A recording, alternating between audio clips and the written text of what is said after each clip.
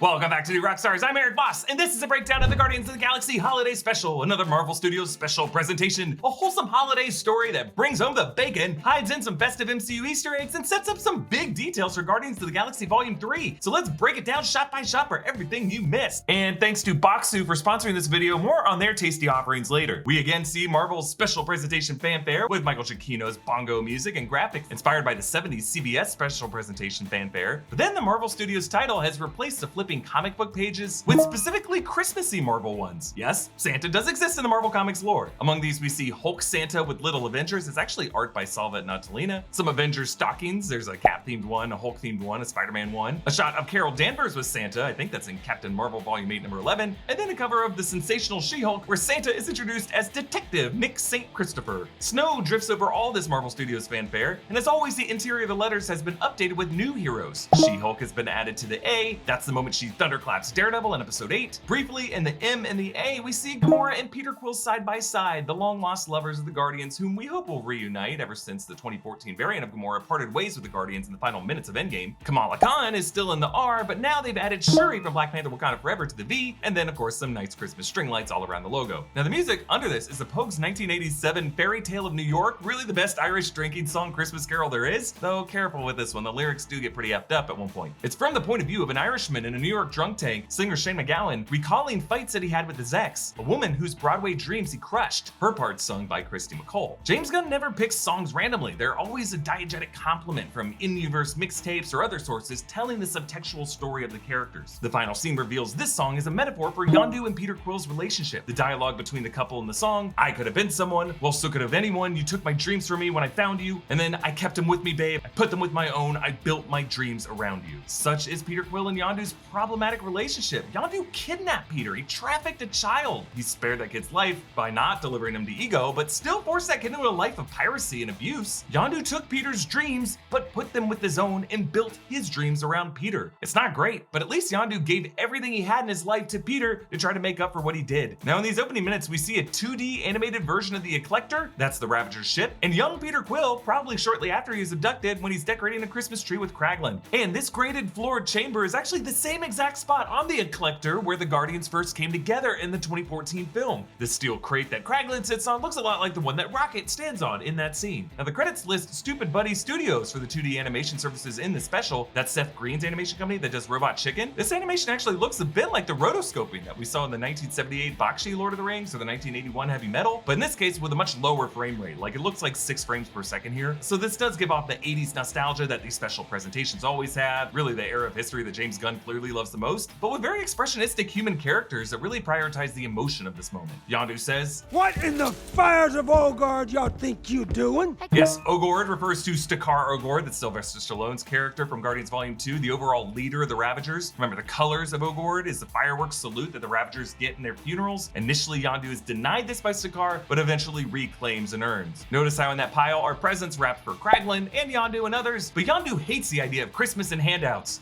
That may be okay for you mushy types on Terra, but out here in the cold rigors of space is what'll get you killed. Yeah, this is the kind of mushy sentiment that will, when Yondu gives Peter his breathing apparatus in Volume 2, expose Yondu to the cold rigors of space that take his life. Now, Kevin Feige mentioned in the promo that James Gunn pitched this special while on the set of Guardians Volume 2, and Gunn went home to write it in 3 days. So Yondu's sacrifice in that film was likely fresh on his mind when writing this one. Yondu threatens to make them clean the latrines. But that's Jeff's favorite job. Yeah, Geff is the Ravager played by Steve Agee, Gunn's longtime collaborator in the Guardians movies and in the Suicide Squad. We learn this is all a story being told by Kraglin. And that's how Yondu ruined Christmas forever.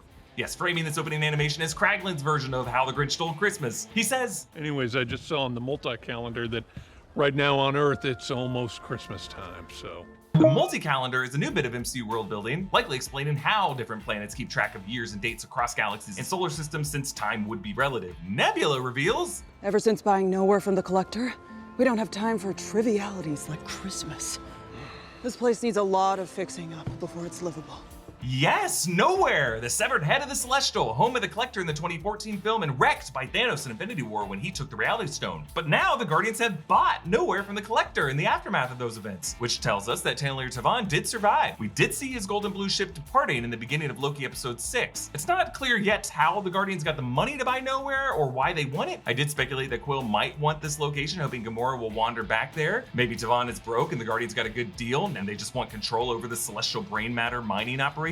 But either way, this does set up their home base for Guardians Volume 3, when the Guardians will meet Aisha's Adam Warlock, played by Will Poulter, and have to deal with Herbert Wyndham, the High Evolutionary, played by Chukwudi Iwuji. You can see the circular portal to space in the distance behind them. That is the celestial eye through which you enter this place. And as before, this whole mining colony is a sandy floor. And nearby, there's a neon sign showing an Orloni rat. Those are the scurrying rodents that are everywhere and are pitted against each other in fights in a lot of these Knowhere bars. Now, in this Knowhere town, there's a sign written in Cree letters. Going down, it reads M, then I'm not sure about that one, but then T, then D, and then in the second column, VSIU. Gibberish! Drax says, I hate stories where everybody lives. Maybe a meta comment on the MCU as a whole, where not enough major characters die overall, but note how in movies where Drax is there, major character deaths are more common. Rocket works with Cosmo, the space dog, to rebuild some buildings. In the movies, Cosmo first appeared in the 2014 Guardians of the Galaxy in the Collector's Vault, and was revealed to have survived its destruction in the post-credit scene. His CCCP spacesuit comes from the fact that he is a Soviet space dog from the 60s, a reference to the tragic real-world Russian space pup of Laika. Cosmo in the comics is telepathic and telekinetic. Here, the dog levitates building panels and speaks through a voice collar like Doug and Pixar's Up. Also, I want one of those delicious treats in that bag.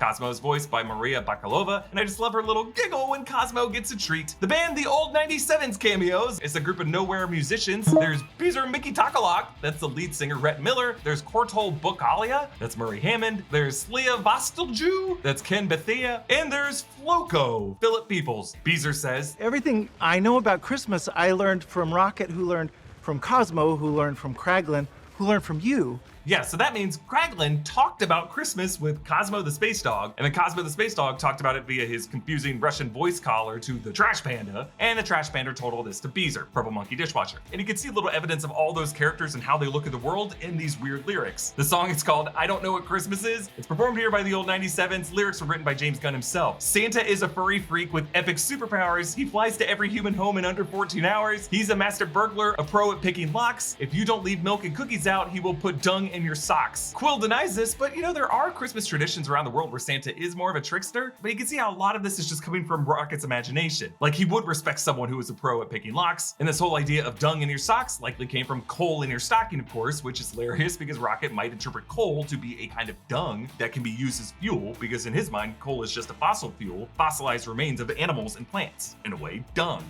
The on-screen credits are in a Christmassy red font, looking a lot like the opening titles of A Christmas Story. Hurd has now grown up quite a bit from the scrawny teenager he was when we last saw him. Our man's clearly been lifting some weights. You can't help but rock out, like he did when he was dancing to Mr. Blue Sky in the Guardians of the Galaxy Volume 2 opening. And I gotta point out the second verse of the song. He's compelled his creepy elves to do his every wish. One sought to be a dentist, now he's sleeping with the fish. Mrs. Claus, she works the pole, plans her man's demise. Soon the elves will all rise up and stab out Santa's eyes. Again, a very Rocket interpretation of the Santa legend. A really creepy old man who sees you when you're sleeping and knows when you're awake. And it makes sense to wonder why the North Pole is a literal pole in the Santa mythology. Also, I love the moment when Rhett sings, What the heck's a turtle dove? And who lit up that deer? questions that Quill is legitimately stumped by. Like, who did do that to Rudolph? And it makes sense for Rocket to see a parallel. Someone experimented on Rudolph to put a cybernetic red nose that lights up so that they can exploit him and use him in the same way that Rocket was torn apart and experimented on and had pieces shoved into him. Rocket, the red nose, Trash Panda, and Drax and Mantis reveal something big here. Because of, you know, my secret. The one only you know. That you ate the entire bowl of Zargnuts in the commissary? My other secret. That you're Quill's sister? Ah yes, as has been speculated, Mantis is another one of Ego's children, one that Ego did not murder, making Mantis Peter Quill's half-sister. Guardians Volume 2 did hint at this during Ego's backstory, showing one of the mates that he hooked up in that big orgy being the same race as Mantis. That must have been Mantis's mother. Mantis reminds us how Ego killed Peter's mother, Meredith, and tried to kill Peter, and because Mantis is the group's empath, she talks about Peter's general emotions. He's so sad about Gamora being gone. Yeah, notice how Mantis is off screen for that line about Gamora. Obviously, this was shot after Endgame came out, but this line might still have been tagged on later during ADR to reference Gamora not being with them, because really otherwise Gamora just doesn't come up at all in the story. Drax and Mantis decide to go get Kevin Bacon, the star of Footloose, whom Peter Quill has brought up several times in past films, and we cut to Kevin Bacon coming home and taking a call from Kira, voiced by his actual wife, actress Kira Sedgwick. Drax and Mantis depart Knowhere in their new ship. Now in the earlier Guardians movies, this ship was the Milano for Alyssa Milano. In Infinity War and Endgame, it was the Benatar for Pat Benatar, and now this special establishes the third ship as the Bowie. Kraglin, prepare the Bowie for his transport back to Earth. Obviously named after David Bowie, whose Moon Age Daydream was the track that played when we first arrived to Knowhere in the 2014 film. They pass through the hexagonal UNTN grid and then through a second jump that takes them directly to Earth, where they are pointed directly at Southern California. The music here is Christmas Street, that was originally the SNL sketch, here covered by Julian Casablancas. They fly over the Hollywood Hills, you can see the Hollywood Reservoir there. They freak out the residents, who definitely shouldn't be that freaked out by seeing an alien spaceship in the MCU at this point, but it's because Drax forgot to use the cloaking function. This is just like the tech that was used on the Skrull space station in Captain Marvel. Mantis and Drax tour Hollywood Boulevard in front of the Chinese theater. That's where in Iron Man 3 an extremist suicide bomber attacked. In real life, where Jessica Clemens and I saw Thor: Love and Thunder. Like in Hawkeye in Times Square, here we see a mix of pop culture impersonators: Zorro, Captain Jack Sparrow, who has a fanny pack. There's a really tall Ant-Man, presumably Giant Man. He's got a backpack on, and a Captain America actor. And in the credits, this guy's listed as Thomas McNamara, who had a small role in Nathan Fielder's HBO series The Rehearsal. I highly recommend watching that. It's amazing. We see a Carol Danvers and a Natasha Romanoff and a GoBot, which really triggers Drax. I'm sorry, GoBot's killing his cousin. So I guess the Tonka counterpart of Transformers from the 80s exists as a space entity in the MCU. That's fun. They take selfies with some paying tourists. We got a picture with the God of War.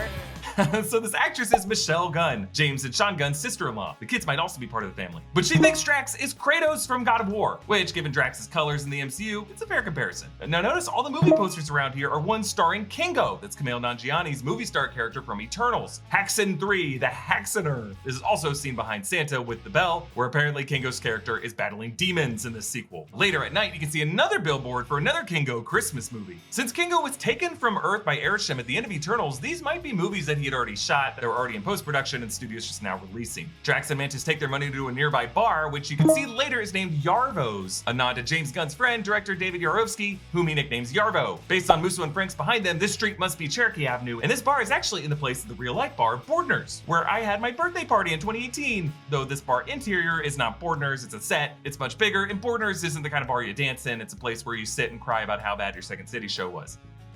Flula Borg cameos as a bartender. Flula Borg, of course, played Javelin in James Gunn's The Suicide Squad in 2021. Someone tries to get Drax to dance. Dancing is for people who are pathetic.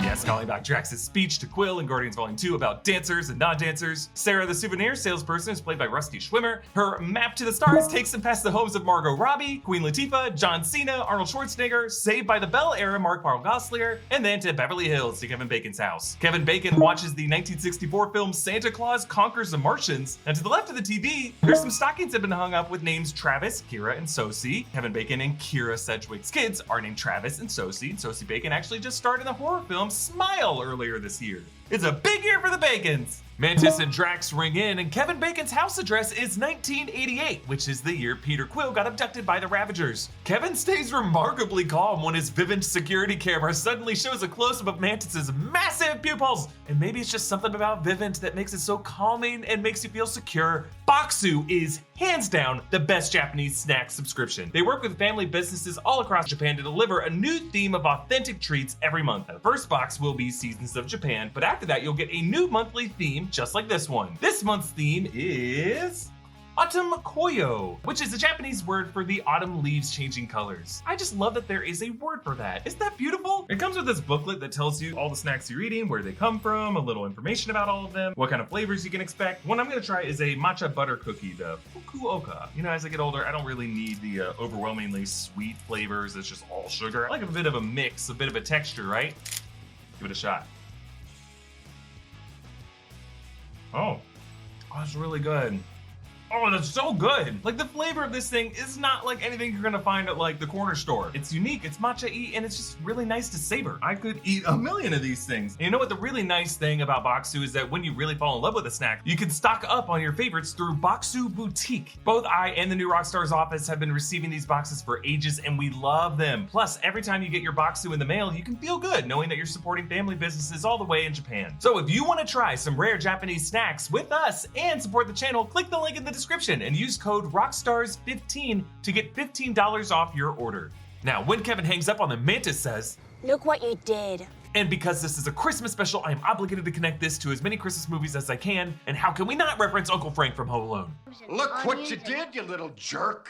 Drax tosses Mantis over the gate and then immediately jumps over by himself, clearing it easily, meaning he probably could have just leapt with her, piggybacking. As Kevin Bacon flees around his home, we hear Fountains of Wayne's I Want an Alien This Christmas, which is ironic because from Drax and Mantis' point of view, the alien they want as a Christmas present is Kevin Bacon. Mantis is terrifying as she leaps from surface to surface like a xenomorph. Her warrior snarls are always so fun, like we first saw her making her angry face in the background during Infinity War when Peter Quill told them to put on their mean faces when they were on the Benatar. Pretty much anytime the camera's pointed at Palm Clementif, she's doing something interesting. Kevin jumps on the balcony onto the hedges lined with these Christmas lights, looking a lot like Clint Barton when he jumped into the 30 Rock Christmas tree in Hawkeye. The Beverly Hills police arrive, shoot at Drax, but the bullets just tickle him. We get the best stunt action we've ever seen from Mantis as she takes down these cops, but then just puts them to sleep. Drax, meanwhile, flips a squad car, and Mantis checks in on the cops. The male cop is actually credited as Officer R. Bobbitt, a nod to Russell Bobbitt, longtime Marvel Studios art department crew member, but he's played by Barry Curtis, head of Marvel Studios security. He cameoed as a security guard in the parking lot in Captain Marvel. This is the same Barry Mark Ruffalo worried about when he accidentally spoiled Infinity War. Wait till you see this next one. Everybody dies. Dude. Not everybody. No. Then am I in trouble? A little. Is Barry gonna be mad at me? When Mantis grabs Kevin Bacon's face to hypnotize him, Kevin Bacon makes the same slack-jawed look that he makes to Sebastian Shaw when James McAvoy Charles Xavier freezes his body in X-Men First Class. After they raid the Christmas shop, on the trip back, notice how Drax now wears that Pizza Cat laser eyes sweater, but he wears his Guardian's badge over the sweater. I love it. Kevin says that he does know Henry Winkler the Fonz, having gone to dinner with him once, but they ask him about his experiences in Footloose when he saved the town through dancing, and when he fought Jason Voorhees in Friday the 13th, and he references how his character got stabbed through the neck with an arrow. But this is actually how Peter Quill almost died in the 2014 film when Yondu hovered an arrow directly over his throat. But learning that he's an actor offends them deeply. He's an actor! He's never actually saved anyone. But actors are repugnant. I know. They make me feel gross and creepy when they pretend to be someone else. Remember, Drax and Mantis are the most sincere of the Guardians. They're devoid, really, of any irony or falseness. Metaphors are gonna go over his head. Nothing goes over my head. My reflexes are too fast. I would catch it. So the idea of someone pretending to be a character just disgusts them on that physical level. And it's hilarious how they just keep trying with him. Kevin Bacon, you have to pretend you're an actual hero or else Christmas is doomed. Blimey, mate, I can't wait to storm them Nazis on the beach. What are you doing? I'm a hero, ain't I then? I'm a private in the British Army during World War II. And then Kevin Bacon references the Batman. Hello, I'm the Batman. Hello, I'm Bruce Wayne. Who is Bruce Wayne? Yes, it is a little weird for DC to get referenced in Marvel, but Eternals already broke that seal with references to both Batman and Superman. Really, all of pop culture exists in the MCU. Now, back on Knowhere, notice how Peter's shirt has a little blue alien in Cree letters written on it. The middle word translates to crunchy with a K. To the left of that, smaller, is sassy. To the right, sweet. And beneath that H, it looks like the word dots. So maybe this is a Cree snack food? Sassy, crunchy, sweet dots? I'm only assuming snacks because in Guardians Volume 2, Peter Quill had that gray shirt that was in Darian letters for Gears Shift, Dust, Cement, Stone, Ash, a Tiniac Galaxy invention, Tiniac being the name of the prop designer who made this shirt. And when asked about this, Chris Pratt said in an interview that the shirt logo was like a candy wrapper, like the logo for some alien Reese's Pieces. Peter freaks out when he realized they kidnapped Kevin Bacon. This isn't a Christmas gift. This is human trafficking. Yes. And again, Peter hates this because he was also kidnapped and trafficked from Earth. He can't believe that the same thing happened to his childhood hero. Meanwhile, Kevin pisses off Rocket. That's a talking raccoon. I'll kill you. Don't ever call me that. Again, Rocket is not a raccoon. He hates being called that. We're gonna learn exactly what Rocket is in Guardians Volume 3, most likely one of the animal hybrid experiments by Herbert Wyndham, the High Evolutionary. Now, as a holiday special, this does, in a way, parallel the Star Wars holiday special, where the central premise of that was everyone trying to give Chewbacca a happy life day. And actually, Mark Hamill himself does an uncredited cameo. As a partier chugging some liquor, the Santa inflatable deflates and drops onto his dumb hat. Kraglin gives Kevin Bacon a pep talk. You saved a town through dancing. And once Pete saved the whole galaxy with dancing, for real. You taught him how to be a hero. Guests reminding us of Peter saving the galaxy by distracting Bronin with a dance-off. Kraglin's right, that did all come from Kevin Bacon. Meanwhile, Kara Sedgwick calls Kevin. How on earth do you get reception up here? A couple of good satellite dishes out front will get you anything within about 400 million light years. This might explain how Bruce Banner, Hulk, was able to talk to Jen Walters from space in She-Hulk episode 2. Apparently, they've just set up satellites everywhere. So Kevin Bacon decides to stick around and jam with the old 97s. Quill gives Groot an original Game Boy. Remember, in Infinity War, Groot played an old school handheld Defenders game, so this is an upgrade. Also, how much shit did Peter Quill have in that backpack when he got abducted? Meanwhile, Nebula gives Rocket freaking Bucky's vibranium arm? What? We know Rocket has always wanted Bucky's arm ever since they met in Infinity War. Okay, how much for the arm? Oh, I'll get that arm. And to be clear, this is not the original Winter Soldier arm that Bucky lost in Civil War. This is the black vibranium arm that he got in Infinity War. And from what we've seen in Phase 4 of the MCU, Bucky has not lost that. The last we saw that arm, it was firmly latched onto his shoulder in the final scene of the Falcon and the Winter Soldier. But we know the Dora Milaje had a pressure point maneuver to be able to detach that. So Nebula must have either visited Earth recently to steal Bucky's arm, and maybe as someone with the most cybernetic parts, she just knows how to detach his stuff, or maybe Bucky's been to space recently and Nebula stole it then. My theory, I think Bucky and Nebula are f***ing, and she snatched it then. Cosmo gives Kraglin a dead Orloni with a bow on it. Mantis returns Drax inflatable elf, but the best gifts come from Groot, who handmade all of these. Remember, the final episode of I Am Groot proved how crafty this tree is. Mantis's display shows the 4 of them on the balcony from the first scene. Peter's shows Drax and Mantis leaping over the hedges, chasing Kevin, meaning Groot must have made this in the past few hours after hearing about all this from the others. Drax's shows Drax flipping the squad car with the 2 cop's eyes bulging out. Nebula shows Kevin coming out of the box. Again, this is all done in the past few minutes, and Kraglin's is the most wild. It shows him opening his present in this moment. And if you look closely, he's holding a figurine of himself. That guy's holding a figurine of himself. That guy's holding a figurine of himself. It looks like Groot went like 5 layers deep with this. I don't know how those clumsy fingers were able to assemble these miniatures. But again, he does have like little twigs and vines to snake off. Maybe he used those to really get in there. And as they say goodbye to Kevin Bacon, initially Rocket is not waving. Groot has to knock him in the shoulder to get him to wave. And Kevin says goodbye with, "Hey, I'll see you at Easter." Could be a throwaway line, but Easter could be a Volume 3 clue, because Adam Warlock is kind of like a space Jesus who's about to emerge from his cave, or his cocoon, I guess. So who knows, with this line, maybe Kevin Bacon could return in Guardians Volume 3. Peter reveals to Mantis that there was more to Yondu's Christmas story. We see Yondu back in that 2D animation, finding the tree trash bin, and in there you can see another present for Taserface. Remember, that's a mutinous Ravager for Volume 2. Yondu unwraps Peter's gift to him, an alien figurine. This is starting Yondu's pastime of collecting trinkets for his dashboard. Like in Volume 2 when he sat in the Quadrant cockpit, you saw that jewel frog from the Xandar shop and the troll doll that Peter trolls him with at the end of the first film. And Yondu returns his favor by giving Peter his element guns. So the guns that we've seen Peter with throughout all these movies originally came from his papa, Yondu. And Mantis finally tells Peter the truth. Your father, Peter. Ego? Who might be what? My father, too. Wait, so does that make you my sister? Mantis. That's the greatest Christmas gift I could ever get. Yeah, I love how Mantis cries independent of feeling another person's emotion. This is a rare, genuine emotion of her own. I have another video coming out tomorrow that digs deeper into what the whole genetics history is with Mantis and Ego and Peter Quill, and what it tells us about Phase 5 and beyond. Now the song, The Fairy Tale of New York, returns, revealed to be the music on Yondu's speakers. He punches Peter in the shoulder, and Peter punches back like Scut Farkus and Grover Dill in A Christmas Story. And they blast off, and it looks like Star Wars hyperspace. They leave a trail of fireworks behind, looking like the colors of Ogord. Now a little post-credit scene here. Come on, Groot! Groot ruined Christmas again. Now we gotta have another special. Yes, Groot may be a tree, but he's not a Christmas tree. And a little VFX detail I just love, that red streamer slides through the nook of his arm bark as it drops. Like they did a really good job with the texturing and how each layer interacts with each other part. But I agree with Rocket, we need another special presentation. One for Easter, or Valentine's Day, Earth Day, 4th of July, or maybe Mother's Day or Father's Day. Because we still have a lot of questions about Meredith Quill. Either way, we're gonna have to move fast because James Gunn's gonna have to leave Marvel Studios behind soon to start running the DC universe. Follow me on TikTok, Instagram, and Twitter at Erik Voss. Follow New Rockstars, subscribe to New Rockstars for more analysis of everything you love. Thanks for watching, bye.